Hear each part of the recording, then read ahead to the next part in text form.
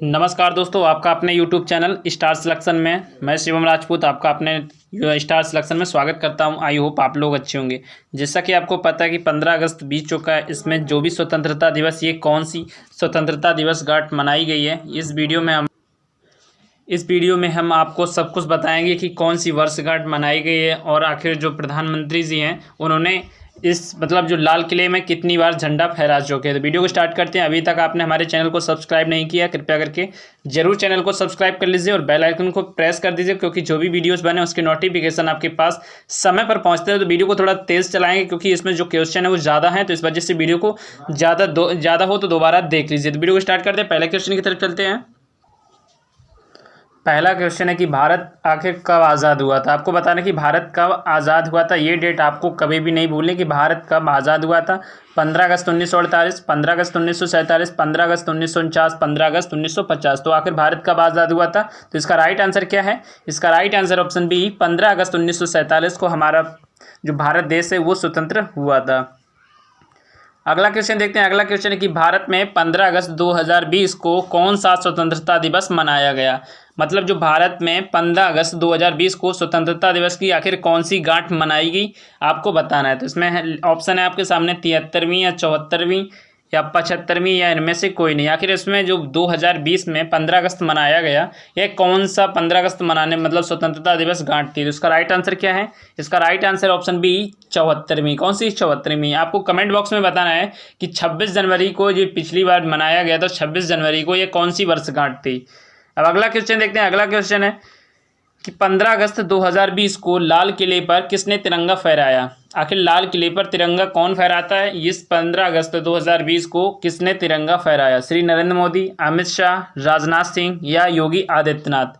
तो आखिर किसने तिरंगा फहराया, जल्दी से बताइए। तो इसका राइट आंसर क्या है। इसका राइट आंसर है श्री नरेंद्र मोदी जी ने लाल किले पर तिरंगा फहराया। अगला क्वेश्चन देखते हैं। अगला क्वेश्चन है कि श्री नरेंद्र मोदी ने लगातार लाल किले पर कितनी बार झंडा फहराया है।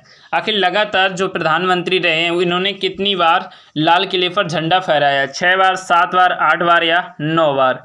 तो इसका राइट आंसर क्या है। इसका राइट आंसर है प्रधानमंत्री नरेंद्र मोदी ने लगातार 7 बार लाल किले पर, कितने, 7 बार। Option B is the right answer. 7 बार लाल किले पर अपना झंडा फहराया है। अगला क्वेश्चन देखते हैं। अगला क्वेश्चन है कि लाल किला कहाँ स्थित है। अब लाल किले से क्वेश्चन बना तो मैंने पूछा कि लाल किला आखिर स्थित कहाँ है। आगरा, नई दिल्ली, कोलकाता या मुंबई।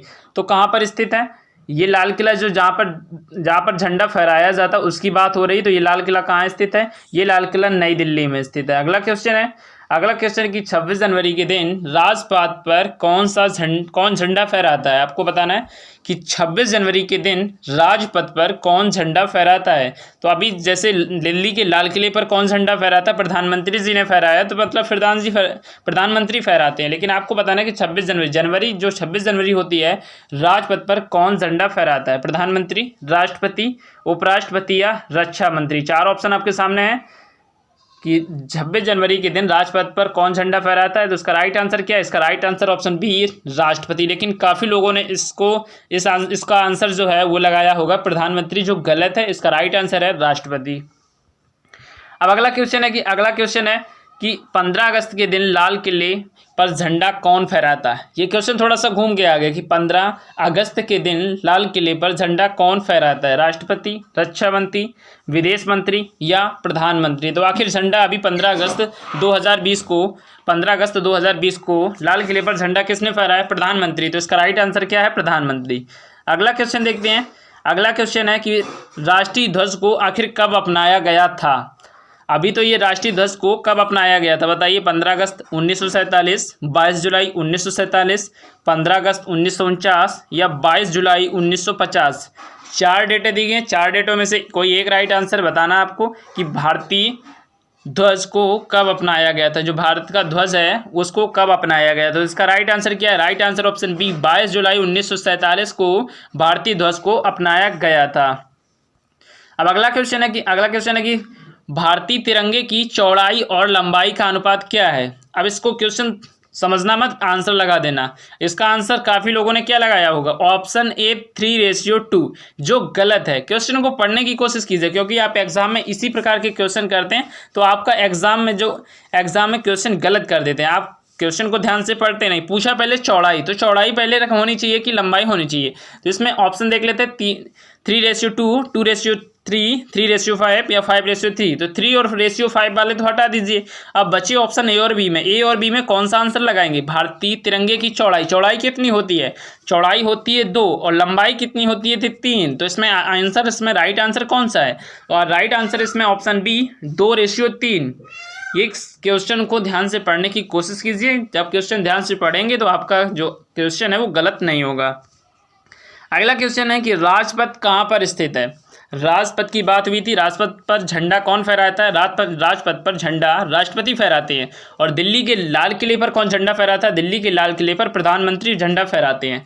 अब ये राजपथ आखिर है कहाँ, नई दिल्ली, आगरा, कोलकाता या मुंबई। तो इसका राइट आंसर क्या है, राइट आंसर जो राजपथ है ये नई दिल्ली में ही स्थित है।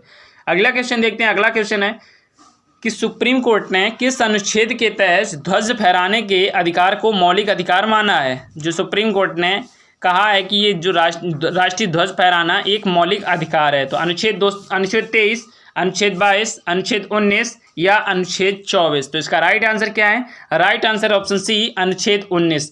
अब 19 में भी ये पूछ सकता है कि 19 का ए, 19 का बी, 19 का सी, 19 का डी। तो इसका राइट आंसर क्या होगा, 19 के ए में ये मौलिक अधिकार है।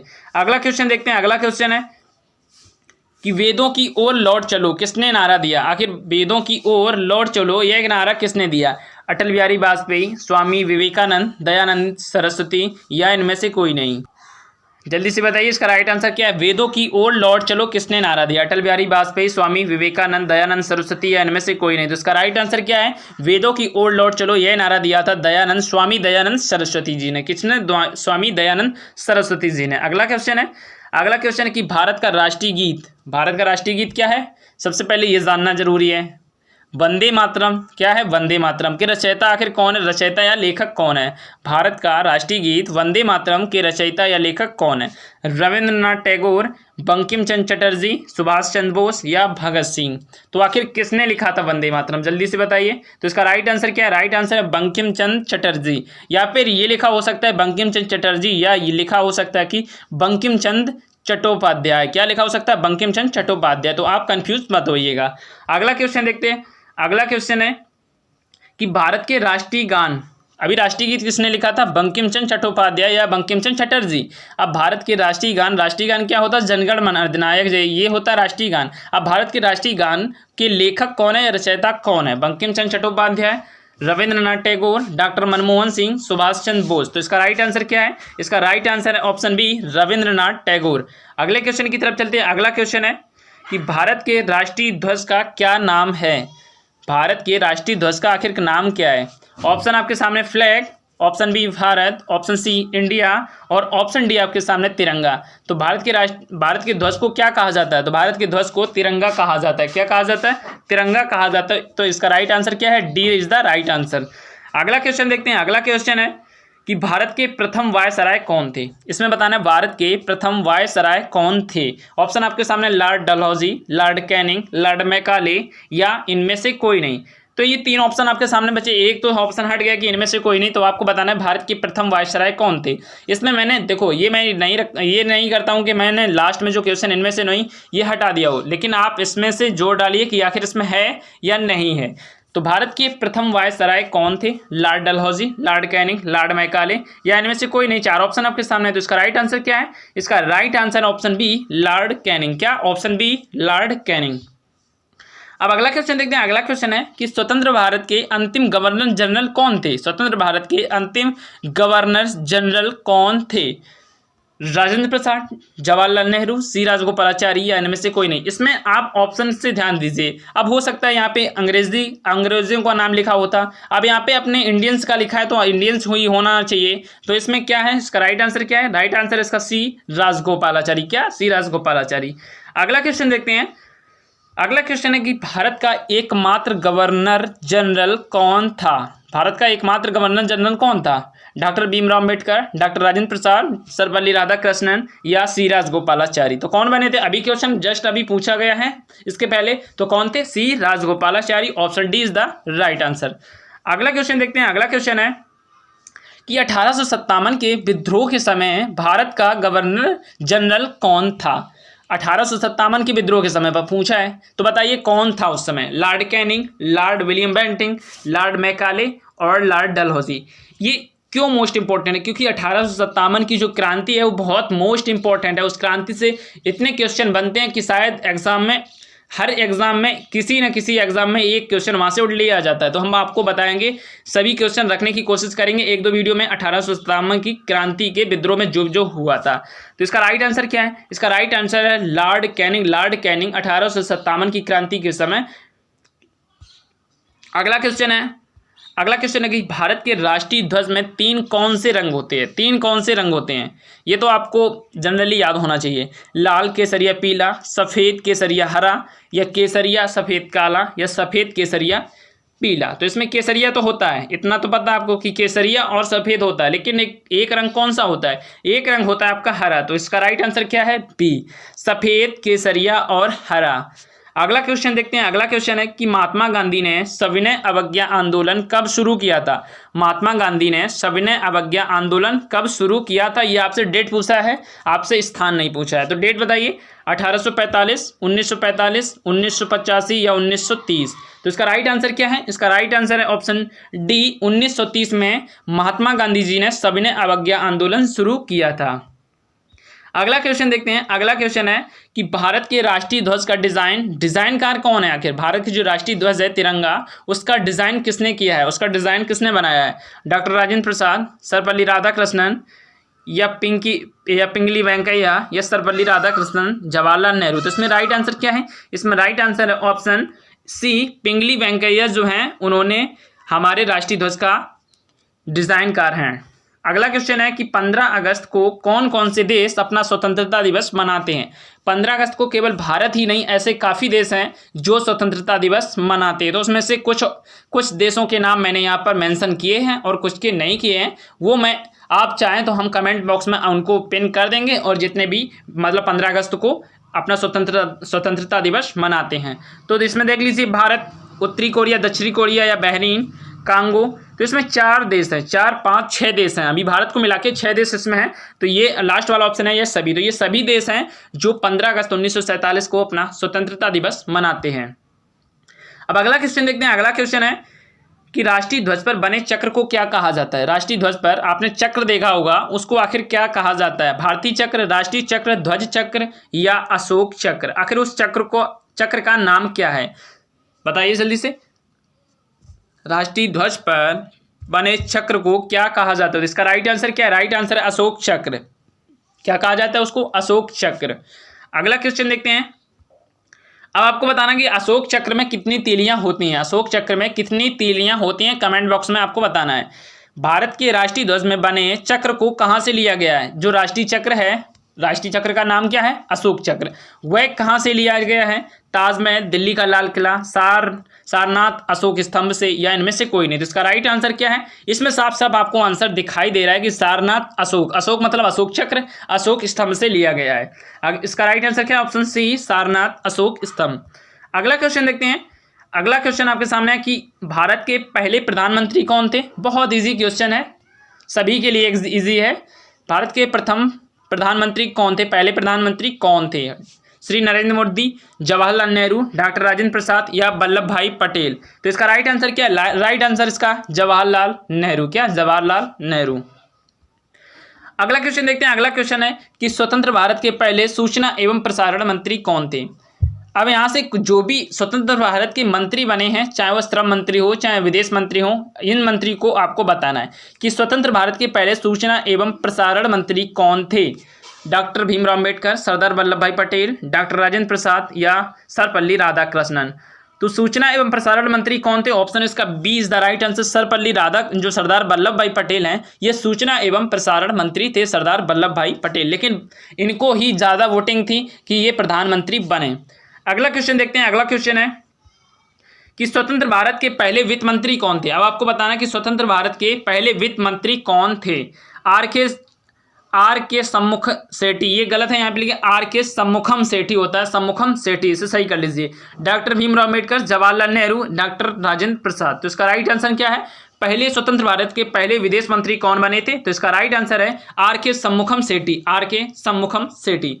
अगला क्वेश्चन देखते हैं। अगला क्वेश्चन है कि स्वतंत्र भारत के पहले कानून मंत्री कौन थे। स्वतंत्र भारत के पहले कानून मंत्री कौन थे।